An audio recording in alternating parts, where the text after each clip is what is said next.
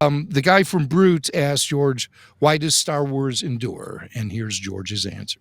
It was designed as a film for 12-year-olds to say, you're going through puberty, you're very confused, you don't know what's going on. Who am I? What am I doing here? What should I do? Where should I go?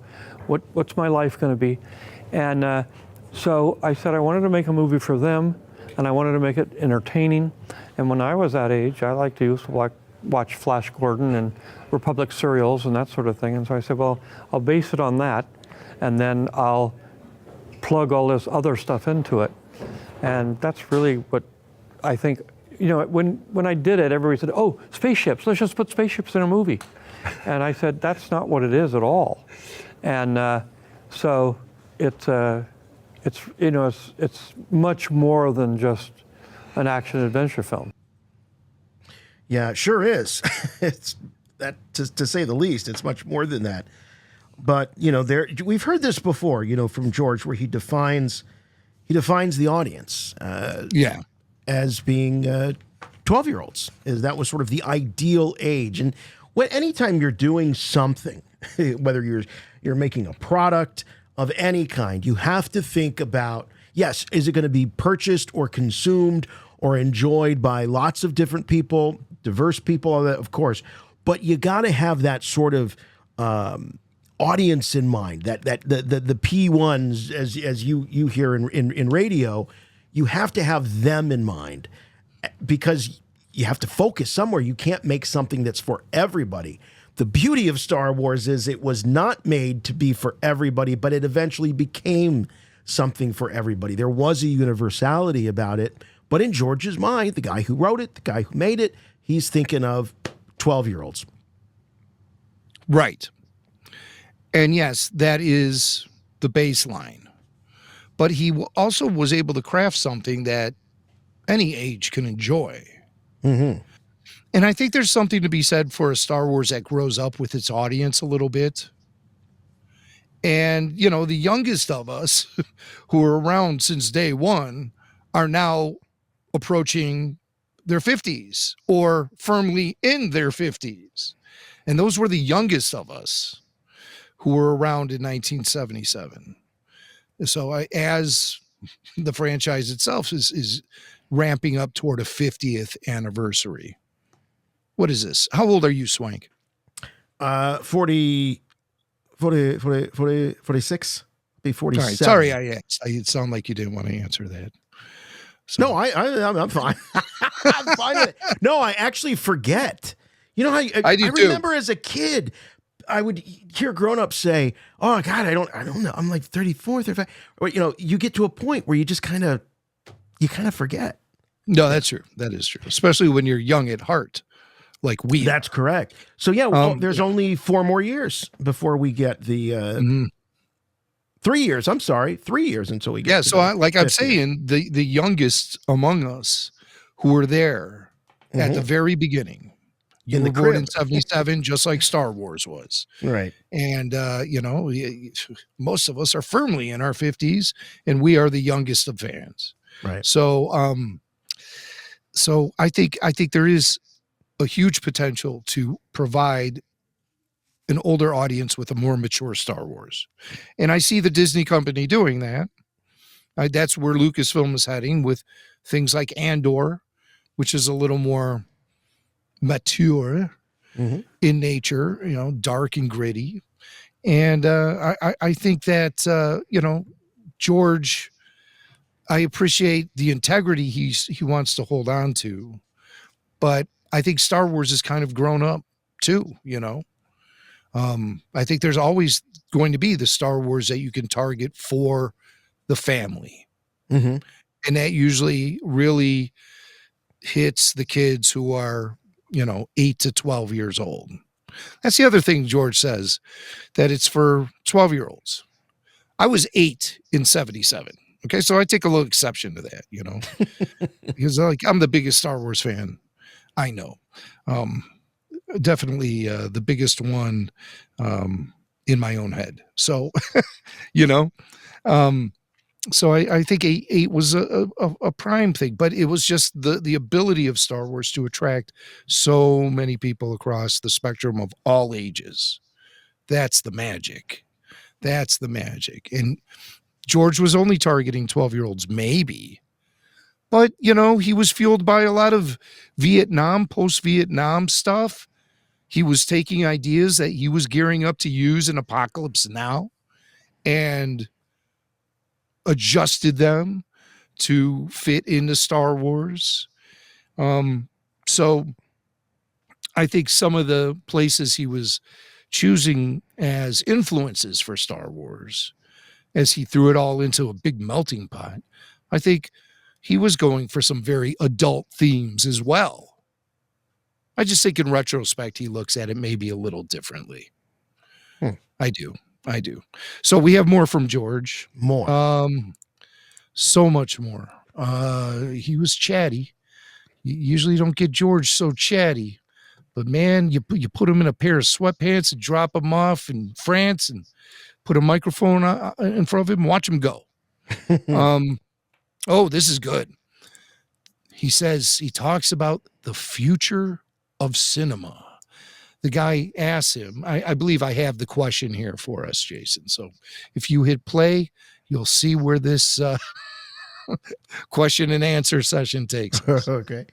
What will cinema become in 10 years? Same thing as it is now. There's one thing that's really, what happens now, and it happens in streaming probably more than features, but features are the same thing.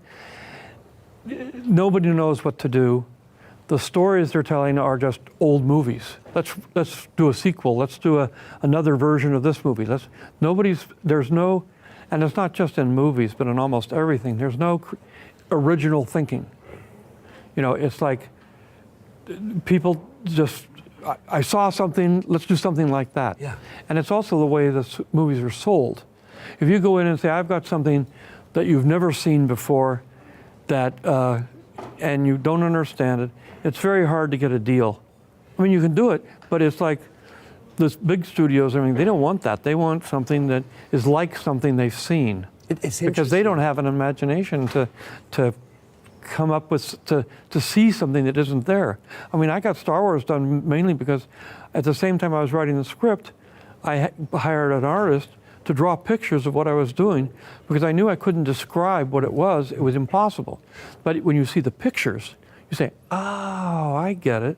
And that was really what made the movie, what sold it. Yeah, and some of that probably was because George, he isn't the most comfortable in front of people, and he isn't necessarily, he sounds very articulate here. He's an extraordinarily smart guy, but I think that it was just easier for him to talk to another artist and get them to encapsulate these ideas into something that these studio executives could wrap their heads around. But, we've all heard the stories of people going in and pitching films and these sorts of projects where they go, it's like this meets this. It's like The Godfather meets Star Wars meets Willy Wonka. And so I think pitching movies became such a derivative exercise, or an exercise in creating derivatives, that the product itself started to do that. I also blame a lot of what George is talking about on just the fact that we've got corporations that own movie studios that have no business being involved in the creative process because they're not in and of themselves creative people. They're good managers, perhaps, but not necessarily good creators. And what George is talking about is the lack of originality in something new. It's scary. It's real scary because he's right. It's not just in movies and television. It's everywhere, and entertainment in particular. Yeah. Yes, I fear the death of creativity is upon us with so many tools at our disposal. People just pressing buttons and saying, oh, look how easy it is. I just made a movie. Oh boy. Speaking of pressing buttons and making movies, let's talk about Marvel Comics. films. No, we both like the Marvel Yeah, films. very much. We know it's sort of been a little rudderless lately once they got rid of all their big stars like Robert Downey Jr. and Scarlett Johansson and everyone. I mean, where are we going with this? The Eternals isn't going to be breaking any box office records, No. ever. It don't even get me started on Madam Web and crap like that. So Martin Scorsese famously said that he does not consider Marvel films to be cinema. So the interviewer asked George, do you have a similar take to Marty, or where does your opinion fall on all of this? Look, cinema is the art of the moving image. So if the image moves, then it's cinema, and I think Marty's kind of changed his mind a little bit. But, we're on the Film Foundation together. He started the Film Foundation, but it's directors that got together and say, we're going to try to save a lot of these movies because they're falling apart in warehouses somewhere.